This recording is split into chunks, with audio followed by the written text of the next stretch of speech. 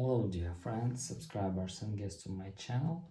In this video I want to show and tell you how to stop spam calls on iPhone.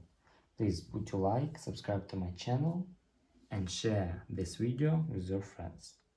Let's get started. First, we need to go to settings. After that, we need to scroll down and click phone.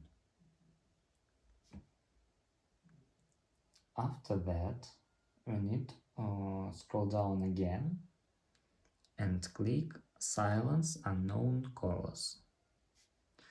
And we must turn on this setting.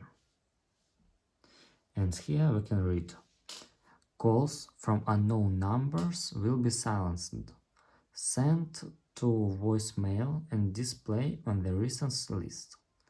Incoming calls will continue to ring from people in your contacts, recent ongoing calls and Siri suggestions. And that's all. If you enjoyed this video and found it helpful, please put your like, subscribe to my channel and share this video with your friends. Bye bye everyone, see you later.